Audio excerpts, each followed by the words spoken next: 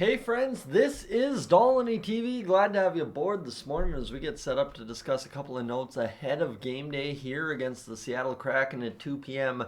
Mountain Time as the Edmonton Oilers look to, continue to win hockey games here down the stretch in the fashion that they've found a way to do here since the post-All-Star break. It's been an up and down ride, but the Oilers continue to win just enough to stay right where they are in the NHL standings. That said, friends, the Oilers and the trade market, well, what we know is one, Ken Holland continues to wait things out as, the market's continuing to evolve. We've had two or three trades here over the past 48 hours. Chris Tanev, Ilya Lyubushkin, I believe Curtis McDermott went between New Jersey and Colorado, if I saw that correct. So there's been a couple of things that have happened here for some teams across the NHL.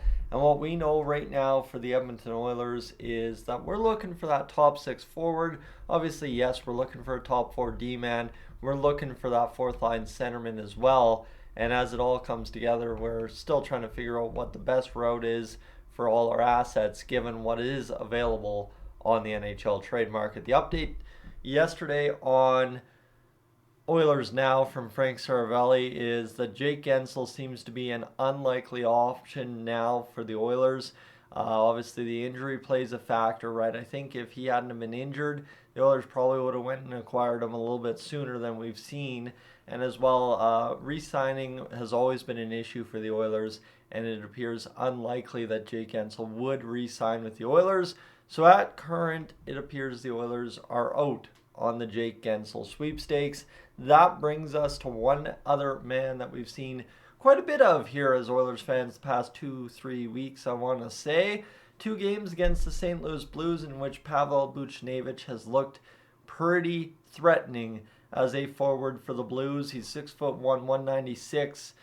He's been the guy that's been getting all the headlines here for the past week. I've been slacking off, I know. Should have had this on Thursday, I guess you could say, but you know what, things happen, right?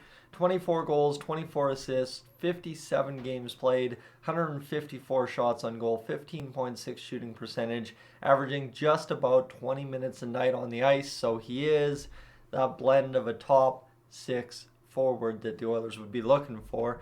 The only thing I think we can say is he's a left-hand shot. That said, the Oilers have shown they're not afraid to go out there and run 3 left-hand shots on the top line, or on the second line, sorry. And what that would allow the Oilers to do as well is put Nugent Hopkins back with McDavid and Hyman. You can then roll Kane, Draisaitl, and Buchnevich, right? There you go. Or if you want to go out there and get that fourth line centerman or whatever you want to do, or a third line centerman, maybe even a guy like Ryan McLeod, after all things shake out, goes back into the top 6 where he was most productive this season on the wing. And then you have McLeod, Draisaitl, and Buchnevich as a second line. There's a ton of options here for the Oilers. And you got to figure, too, if Ryan McLeod turns into a Ryan Nugent-Hopkins-esque winger for what he's at this year and next, that's a pretty good valuable find for the top 6, especially with his speed. So keep that in mind as we continue along. Pavel Buchnevich, though, here's why we're talking about Ryan McLeod, not Warren Fogle in that role. I know nobody seems to be a fan of trading Warren Fogle to make the cap space work, but I'm sorry, when you look at Warren Fogle's numbers this year, his most productive moments have come in the top 6, and if you acquire a top 6 forward, he is no longer going to have those productive moments this season. $5.8 million cap hit for Pavel Buchnevich. The only thing is retention seems unlikely in my opinion, just based solely on the fact that he's at 5.8. Yeah, you might get 200, 300, 400, 500,000 for this year and next off his contract, but we're not talking, because he's signed through 2025, we're not talking 50%, right? Even if you found a third-party broker, you're probably not getting the 50-50 deal. You're maybe getting 10 and 12 or something like that just to make the dollars work at the very end of the day for the Oilers.